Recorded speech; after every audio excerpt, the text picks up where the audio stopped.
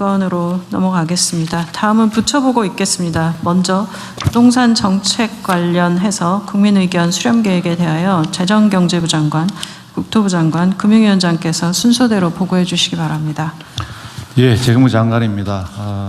국민들께서 공감할 수 있는 부동산 정책의 수립은 굉장히 이재명 정부에서는 중요하다고 생각합니다. 그래서 다양한 국민 의견을 폭넓게 수렴하고 그런 의견을 바탕으로 정책 방향을 결정하기 위해서 이번에는 그 국민들이 참여하는 어떤 의견 수렴 기회를 마련합니다. 추진 내용이 되겠습니다. 오늘, 내일, 모레에서 3일간의 주택 공급, 그리고 주택 금융, 부동산 세제 주제별로 3개 부처 장관 주재로 사전 토론회를 개최합니다. 이 토론회에는 전문가, 일반 국민들께서 참여하시고 자유 토론회로 진행이 됩니다. 온라인으로도 국민들의 다양한 의견을 수렴합니다. 금일 오후부터 통합 웹페이지를 운영해서 국민들께서 다양한 의견을 이렇게 온라인으로 접수하실 수가 있겠습니다. 그리고 그 접수하는 데 있어서도 저희들이 웹페이지를 주제별로 해서 구분해서 의견 수렴을 받아서 좀 편리하게 국민들께서 의견을 내실 수 있도록 하겠습니다. 그리고 재경부나 국토부 금융위 홈페이지에도 올리고 그다음에 SNS도 통해서 홍보를 하도록 하겠습니다. 금주에 이런 세 개 부처의 의견 수렴 절차를 거치고 나서 내주에는 대통령 주재로 대토론회를 개최하도록 하겠습니다. 그래서 나라의 주인과 함께 설계하는 대한민국 부동산 정책 청사진이라는 주제로 정부, 전문가들 그리고 일반 국민들이 참여해서 그 토론회에서는 사전 수렴, 의견 수렴한 결과에 대한 발표 그리고 분야별 전문가 자유토론 방식으로 진행을 하도록 하겠습니다. 그러면은 저 정부에서 정리한 주요 논의 쟁점은 별도 PPT로 설명드리도록 하겠습니다. PPT 하기 전에 네. 공급 금융 세제에 대한 주제가 있는데 왜 규제에 관한 주제가 없어요?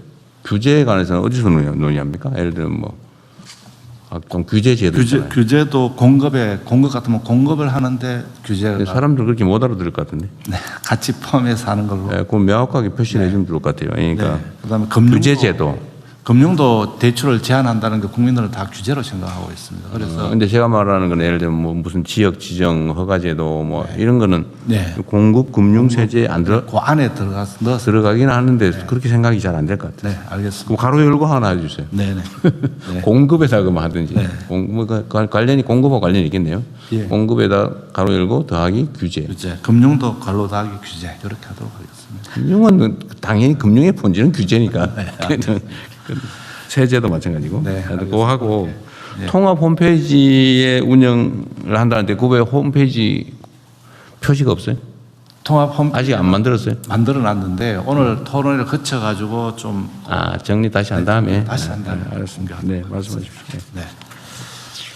오늘은 이게 내용을 토의하자는 게 아니고 예, 쟁점에 대해 쟁점이 뭐냐? 예를 들면 우리 국민들께서 예를 들면 각 부처 토론회 또는 대통령 주재 국민 토론회에 뭐가 논의될지 중구난방으로 얘기하면 곤란하니까 핵심적인 주요 논쟁점이 뭐다를 오늘 정하는 거예요. 네, 그렇습니다. 그 얘기까지만. 네.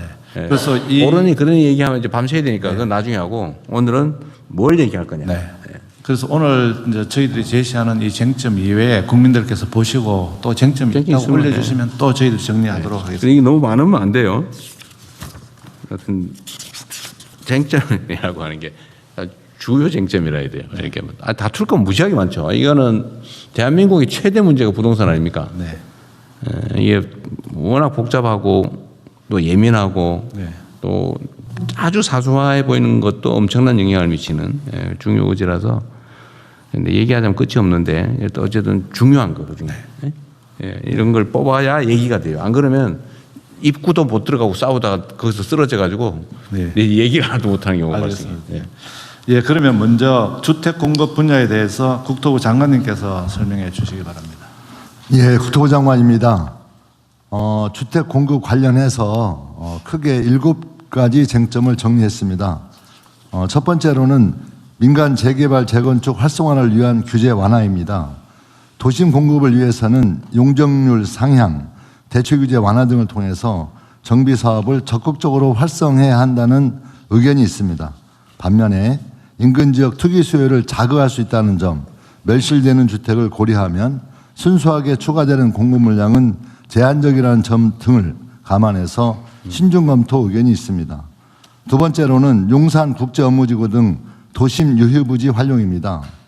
서울시가 용산, 여의도 등의 각종 지구 단위 계획을 통해서 주거 대책 없이 초고밀 업무시설을 공급하여 주거난 및 교통난 심화가 가중되고 있으므로 업무시설보다 주거시설을 더 적극적으로 확대해야 한다는 의견이 있습니다. 반면 서울의 국제도시로서의 유상을 고려해 국제 업무, 상업시설 등을 충분히 확보해야 한다는 의견도 있습니다. 세 번째로는 오피스텔, 도시형 생활주택 등 비아파트 신축 공급 활성화입니다. 무주택 서민들의 주된 주거 공간인 비아파트 공급이 매우 침체되어 있다는 점을 감안해서 아파트와 달리 비아파트에 대해서는 신축에 한해서 금융이나 세제 등 규제를 완화해야 한다는 의견이 있습니다.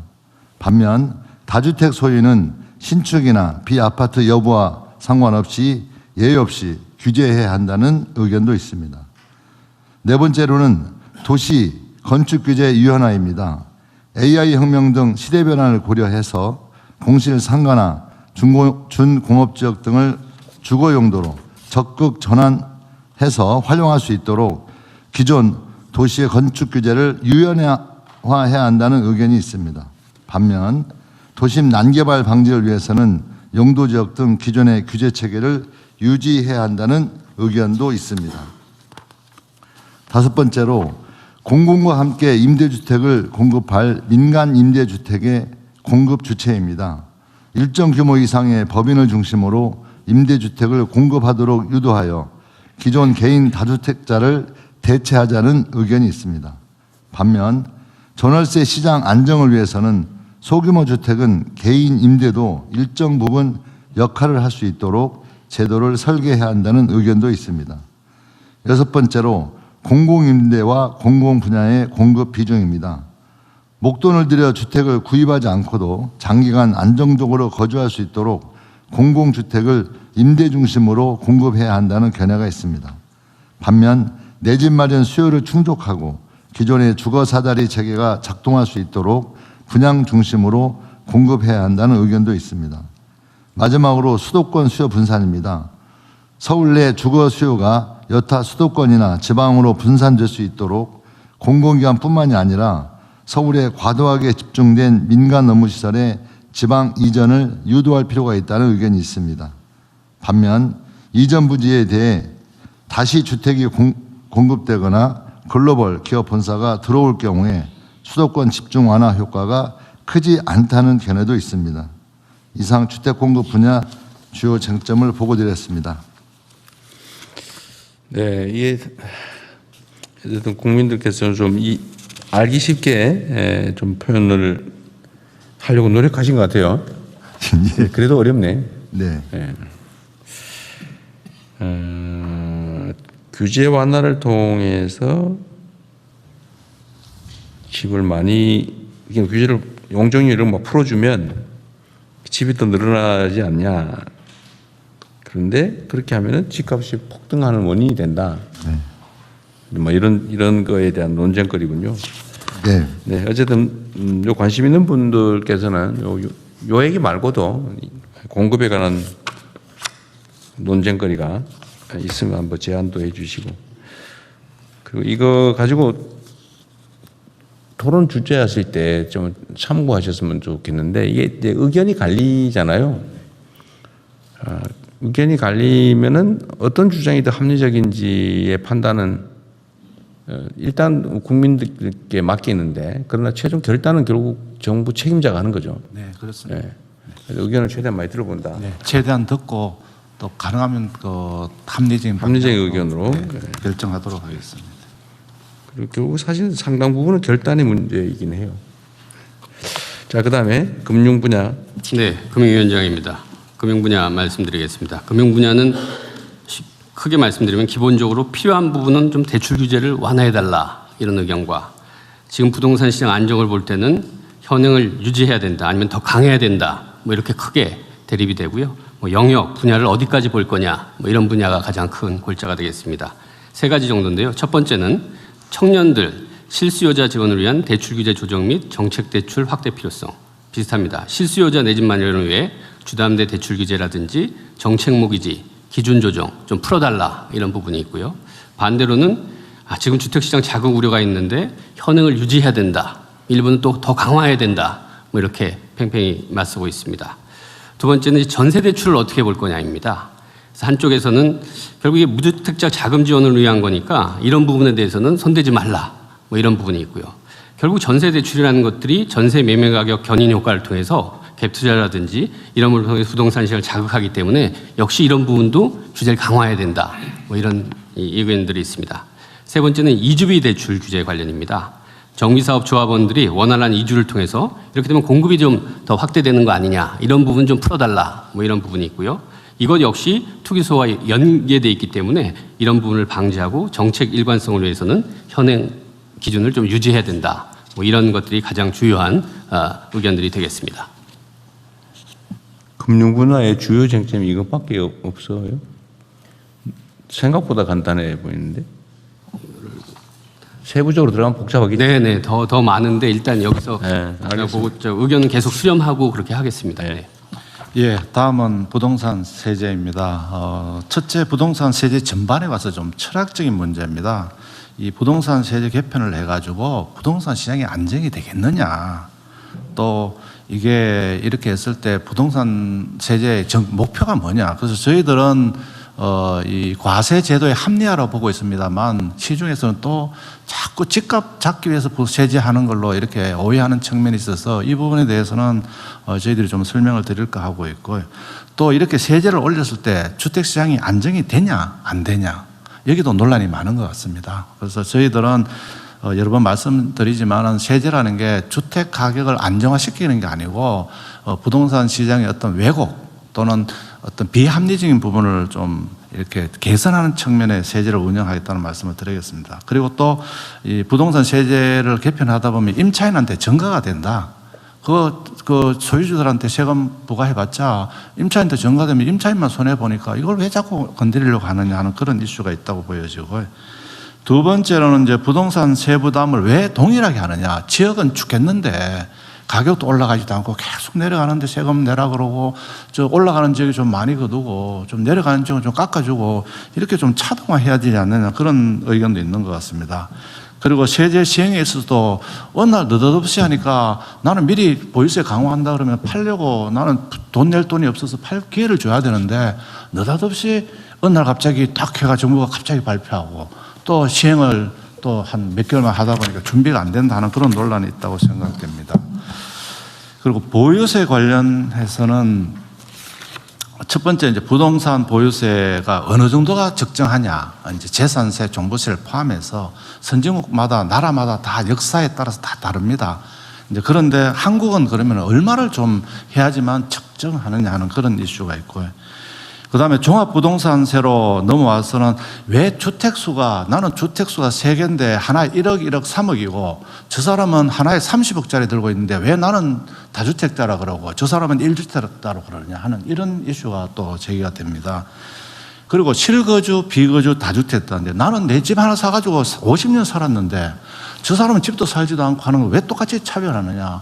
또 옆 사람은 집도 3채, 4채 들고 있는데 왜 차별? 나는 진짜 실소유 목적이고 나는 집 하나 사가지고 30년도 살고 내가 뭐 이 사이에 돈을 뭐 무슨 더 벌기 위해서 내가 뭐 한 게 뭐가 있느냐 하는 이런 주택에 가액으로 할 것이냐 주택수로 할 것이냐 또 이런 문제. 그리고 좀 전에 말씀드린 실거주에 대해서 이렇게 좀 어떤 비거주, 다주택들 어떻게 이걸 좀 조화롭게 차등화할 것이냐. 그리고 또 이렇게 하다 보니까 한 주택자만 하다 보니까 또 주택 간에도 또 고가 주택은 왜 이래 또 세금이 또 낮느냐. 20억 뭐짜리, 200억짜리, 300억짜리 들고 있는 사람도 세금 낮게 받고 나는 그냥 한 10억짜리 들고 있는데 왜 이래 세금이 높다냐 하는 그런 이슈가 있습니다. 얼마를 초고가 주택으로 볼 것이냐는 이슈.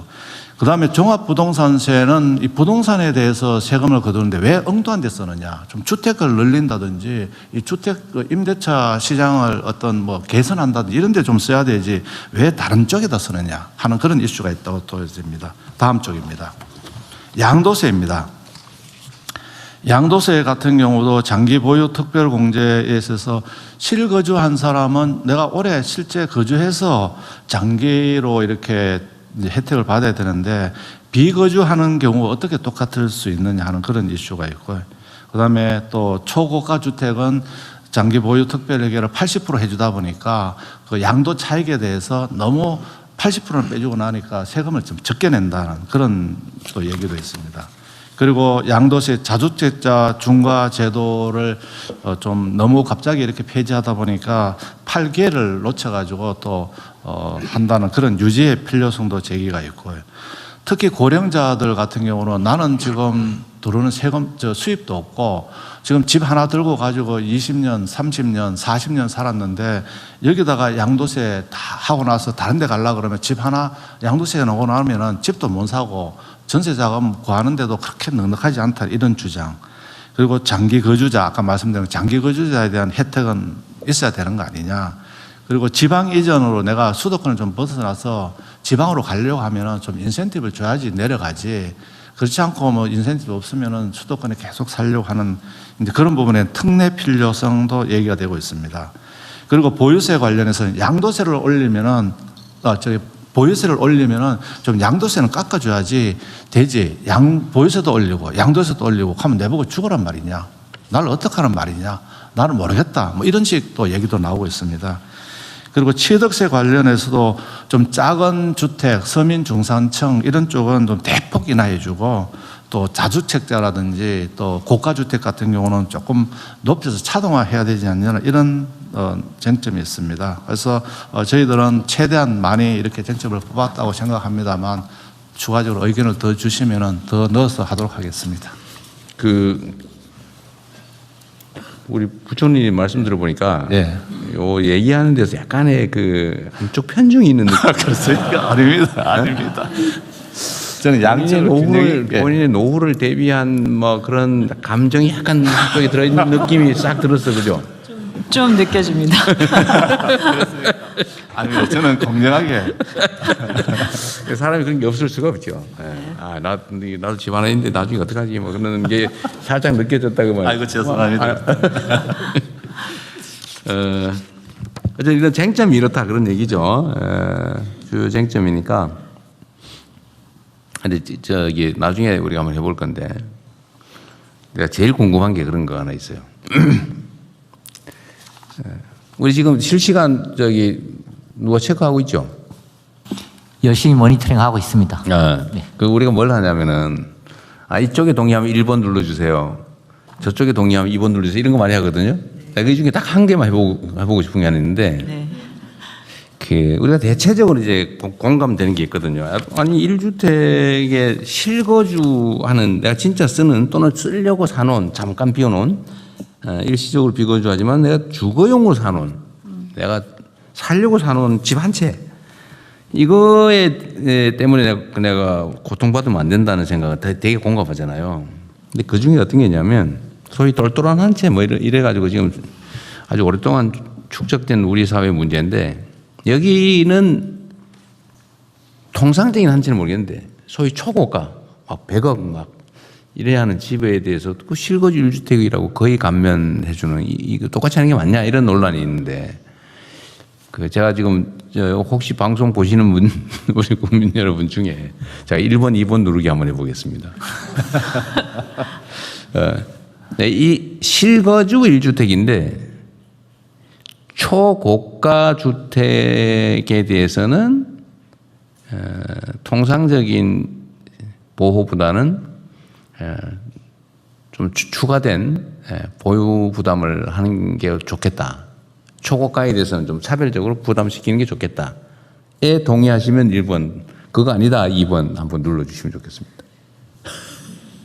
우리 1번. 국무위원님들은 전화기 뺏겨가지고 못 누르죠? 못 누릅니다. 한 1분 정도 한번 보시면 한번 대충 1, 2번 비중을 한번 봐주시면 좋을 것 같고요. 하여튼 요 의견들의 추가될 쟁점들, 이 쟁점을 좀 더 쉽게 표현해 주면 좋을 것 같긴 한데, 그죠? 너무 학술적으로 표현해 놓은 것 같아. 그러니까 좀 알아듣기 쉽게. 그리고 쟁점의 중요성 순서로 좀 했으면 좋겠고요. 또 하나는 어쩔 수 없는 당연한 거 있잖아요. 예를 들면 아까 그 부동산 세제에 관한 얘기는 이게 집값 잡으려고 세금하는 거냐? 이거는 사실 아니죠. 이게 부수적 효과라고 할 수 있겠는데, 이 대한민국의 부동산 세제는 사실은 이제 조세를 부과하기 위해서 형평성 있는 조세, 이게 제일 중요한데, 맞습니다. 이게 지금 주택 분야에 대해서는 이 조세 제도가 많이 왜곡돼 있단 말이에요. 변형돼 있죠. 변형 또는 왜곡돼 있죠. 뭐 이렇게 공제해주고 저렇게 빼주고 뭐 이렇게 하고 이렇게 너무 이렇게 많이 변형을 해가지고 조세의 기본적 기능을 못 하고 있는 게 문제인 거죠. 근데 이게 오히려 이제 조세가 기본적 기능을 못 하다 보니까 그게 부동산 투기 유발 요인이 돼버린 거예요.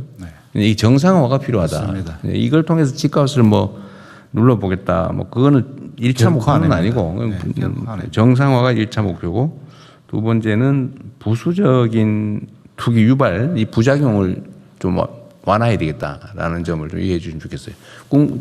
어떻습니까? 공무실장 1번, 2번 중에. 예, 지금 1번, 2번 지금 쭉 이렇게 보니까요. 대충. 대부분의 댓글이 네. 1번입니다. 한 비중이 얼마나 돼? 일반 한 90%대 10%. 90% 지금 초고가 주택은 실거주 1주택이라도 좀 강화하자는 점에 대해서는 대체적으로 동감하는 것 같네요. 그렇습니다. 네, 그러면 그게 이제 나중에 이런 식으로 좀 진행을 할 거다, 그 말을 미리 드려보려고 하는 거예요. 예. 그리고 그게 얼마 정도면 적정하냐. 예를 들면 20억, 30억, 40억, 50억, 60억, 70억, 80억, 90억 있는데 그냥 앞 글자 한번 눌러보시면 어떻겠나 싶습니다.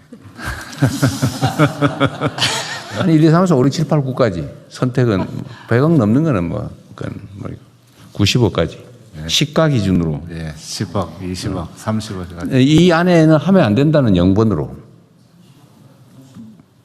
그러니까 각자 한번 눌러보라. 이거 지금 언론 아니 뭐 어쨌든 토론에서 많이 실제로 하고 있는 거예요. 어느 정도가 적정하냐, 네. 어디부터 하는 게 맞냐. 그러니까 100억, 예를 들면 10억, 20억, 30, 40, 50, 60, 70, 80, 90 시가 기준이고, 네. 이거는 아니다. 예를 들면 100억 이상이라 해야 된다. 하면 안 된다. 이거는 0번으로 하고. 네. 우리가 10번, 11번 이렇게 눌러도 되긴 한데 그것도 한번 해볼까? 근데 그 안에 있을 것 같아요. 대충. 우리 국무조정실장님 이거 처음 해보죠? 저는 수없이 많이 했습니다. 잠시만 기다려 주십시오. 예. 근데 지금 어때요, 숫자는? 예, 지금 대충. 여러 가지 숫자가 있는데요. 여기 지금 예시로 지금 방금 부총리가 보고해 주신 게 30억, 50억, 지금 100억 등이라고 지금 예시가 되어 있지 않습니까? 그래서 예시를 보셨는지. 아니,10억 지금 내가 이 다시 하는 게 뭐냐면, 예. 초고가 주택에 추가 부담을 해야 된다는 건 대체적으로 의견이 예. 모아지는데, 예. 이걸 얼마 이상을 초고가로 해서 추가 부담을 시킬 거냐. 10억 그렇습니다. 이상, 시가 기준으로 20억 예, 이상, 예. 30억 이상, 한- 이거를 1, 2, 3, 4, 5, 6을 하자 이 말이죠. 10억은 예. 1, 일반. 50억은 5, 70억은 7, 60억은 6 예, 이렇게 예. 하자 그 말이죠. 예, 그런데 지금 1, 2, 3, 4, 5, 6, 7 이런 정도까지는 안 되고 대부분이 숫자를 써주셨는데요. 30억 써주신 분들이 많아요. 아, 금액으로 썼어요. 예, 예. 제가 좀 30억 그렇게 시가 배신을 하다 보니까 예. 아, 이걸 보고 네, 그런 거. 대통령 말을 더 중시해야지. 확실히 30억 정도더라. 예. 우리 너무 가혹한데? 30억이면은 현재 공시 기준으로 하면 10매덕밖에 안 되는 거 아닌가요? 공시로 하면 20 20억이고 과세 기준으로 하면 10매덕밖에 안 되는 거 아니에요?